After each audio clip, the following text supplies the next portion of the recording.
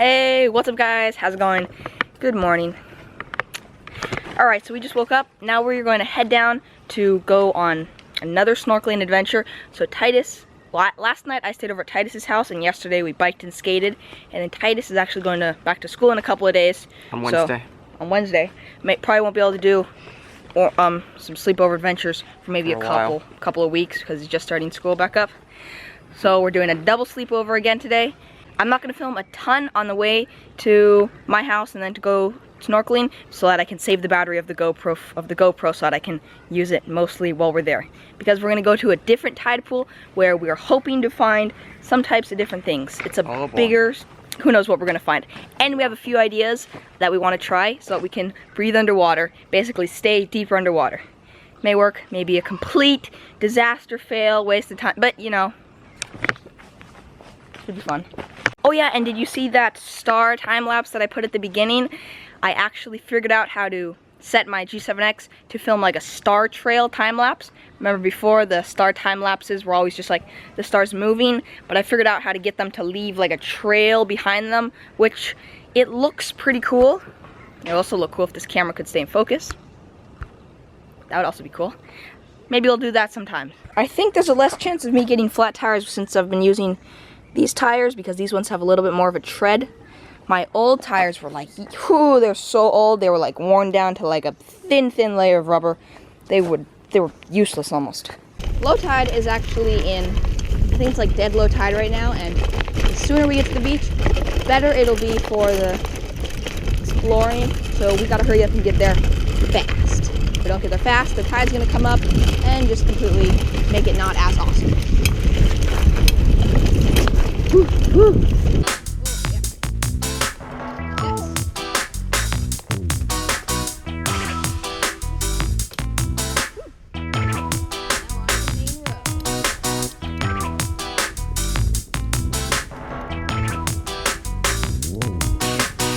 Alright, we just made it to my house. We dropped off all our stuff, and now we're ready. We're gonna go over to the tide pools, the beach, kind of find some little pools.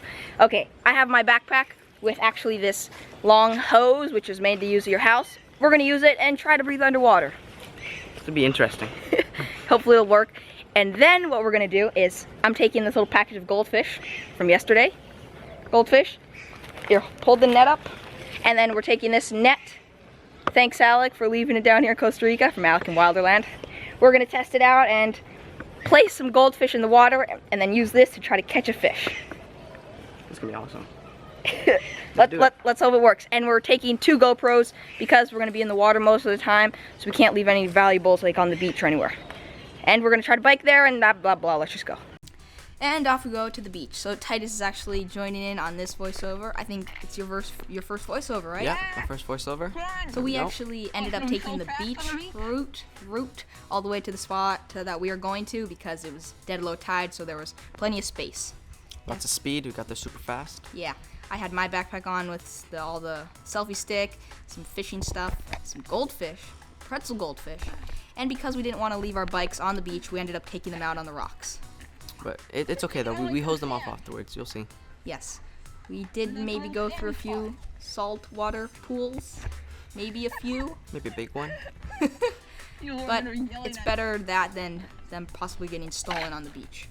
Got out here and then I opened up my bag of random goodies. You know, you got your goggles, you got your one fin, got your garden hose. Don't want to forget that. Very important. There was a few people there, and man, they were looking at us strange. They're like, "What are these people doing here with the garden hose?" And right off the bat, I stepped on a spike.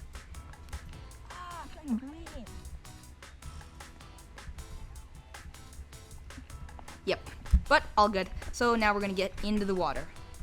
I got my one fin. You got my one fin too. Lost my other fin surfing. This tide pool was definitely much clearer than those other tide pools, little water areas that we've gone to in the past. But I feel like there wasn't as many, like, we didn't see any eels or stingrays, but there were all kinds of, there was way more fish. It was more like an aquarium than more like a, yeah, like for humans to visit and watch more than the wildlife. Yeah, I feel like because a lot more people go here, maybe there's not as many of, like, crazy, scary animals or stuff that we would find at other spots. But surprisingly, there was a lot of fish. Like, you'd find these little patches where there would just be like a ton of fish all looking at you. I ended up putting on another fin. Got my yellow fin. Okay, this is one of the best shots of fish that I have ever filmed, by far. Usually when you try to film fish, they're running away and you're chasing them, just filming their back. This time I just put the GoPro there and they just hung out. So cool. Bit curious, but there you go. Alright, what's this camera filming me? See, this is what it's normally like. Chasing the fish, and they're like gone before you even get a chance to. This one almost actually looks like a baby shark, but I don't think it's a shark. Probably a little small to be a shark. Alright, so right here we're like, let's go get the fishing net so that we could go test out some fishing. So we started making our way back over to where our bags were. Opened up some bag of goldfish. Some bait for the fish. Yeah. I'd never tried fishing with goldfish, but, you know, gotta eat some before you go. Delicious. I tried so many ways of fishing. I would put the net and put goldfish over top. I tried, like, chasing them around, and, I mean, nothing seemed to work that good. We moved around to different spots where there was more fish. At some points, I would actually just try to be very still, and right when I would see the fish, I would put it down really quickly, but I was always too slow. I tried just sitting there for like 10-20 minutes, just sitting there, and they never went over the net. It's like they knew. Now we were like, okay, well, that's a bad idea. Let's try breathing underwater. You know, maybe this one will just work out fantastically. First, make sure you drain all the water out of the hose. First attempt. So when you're breathing underwater with a hose, it's easy when you stay close to the surface, but whenever you go a little amount underwater, then it becomes impossible to breathe. You know, I think it would have just been easier to just hold our breath for like a minute. Here, Titus. Here's my try. It's going well. How was it? What was it like? Like, what was the difficulty of breathing through a hose? The length? Well, like, you can't get that much air, so you kind of like breathing in your air over and over again. Yeah, and you're like you use so much energy to pass air through once or twice.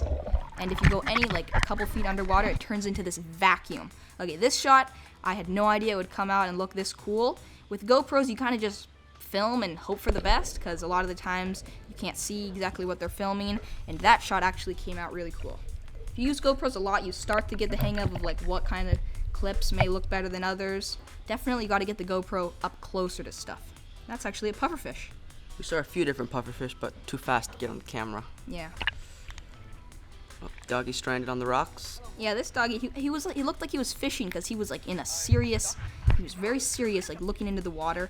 He was like, catch you later. He took off. It looks so funny when dogs swim from underwater. It's like they walk on water, or walk underwater. This is this one little spot at this spot where you can jump. It's not like the most spectacular jump, but it's the best one that we can find around here. And it actually happens to be right where it's the most deep. The most amount of deepness. Donuts.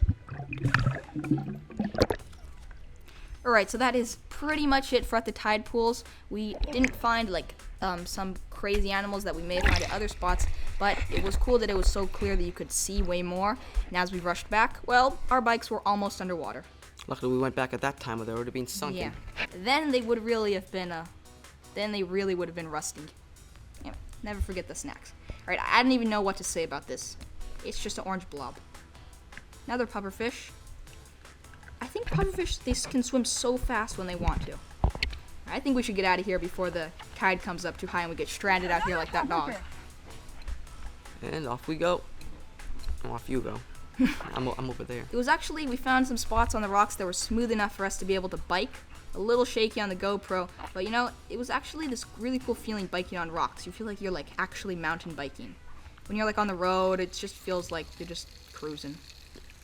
Washing off all the stuff. Like we said. We still want our bikes to last a bit longer. Here we go.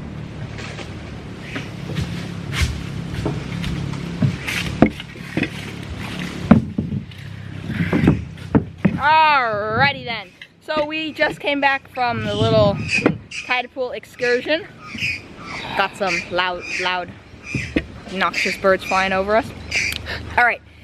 So we saw a ton of these like little teeny pufferfish. At the end, we did see this big pufferfish, but it like hid under a rock, and I don't know if we were able to get a shot of it. Yeah, I saw other one later too. It was like a big, super fat one, like super round, like bigger than your head.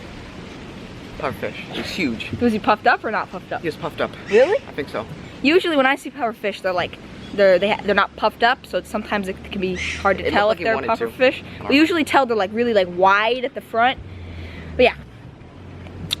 What else did we see? Oh yeah, trying to breathe underwater with a hose was by far the dumbest idea ever. This is what happens. You go underwater and you have one end out of the water, and underwater the hose turns into like a vacuum, and literally, I'm not kidding, it sucks the air, it sucks the saliva, it sucks everything out of your mouth into the hose. All out of your lungs.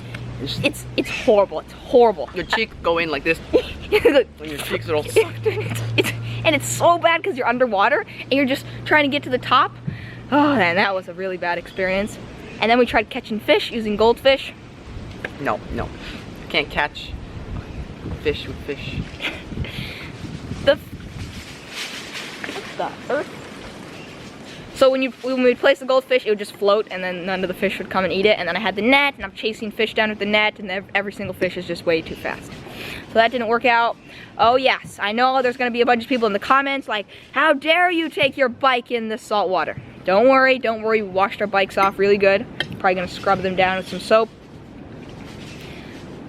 Usually don't do that, but we didn't want to leave our bikes in the trees or right on the beach, because then there's a good chance that they could just disappear. Someone could steal them. Even if you lock your bike up, someone could steal the tires. Yeah, you'd end up with no tires and no components. They take your chair.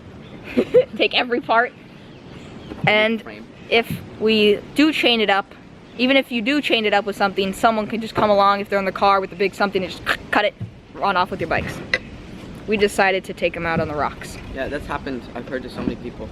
I've heard of people. Just have their bike and someone just like. I've heard of people, they like locked their bike outside of their work, like really far from their house, and then like they came back and like their front tire's missing. They had to walk all the way back with one wheel, unicycling it. Good boy. We kind of skipped lunch today. Well, this is kind of lunch, like a lunar. A lunar. We skipped lunch because we had to rush here and then rush to the beach. But yeah, all right. Today's quote is, never discourage anyone who continually makes progress, no matter how slow. What this quote means to me is like, if maybe you're doing something and then maybe you're not progressing, maybe as fast as someone else, because you know, like everyone progresses in different things at different speeds. Like sometimes maybe in this sport, maybe you'll progress faster, but then in doing something else, the other person, they progress faster in here. And when you see someone maybe not progressing like super fast, but they are progressing, they are improving, like you can encourage, it's good to encourage them to keep improving and keep getting better. Like in surfing, you see a pro surfer, and the pro surfer sees someone learning, and he starts to make fun of them. Then they'll get low self-esteem, just like, I'll never get as good as him, I should just quit surfing. When he should just be, come on, you can do it. Come on, you can surf. It's easy. Motivate him. Yeah. There we go. Alright guys, we'll see you tomorrow, early in the morning.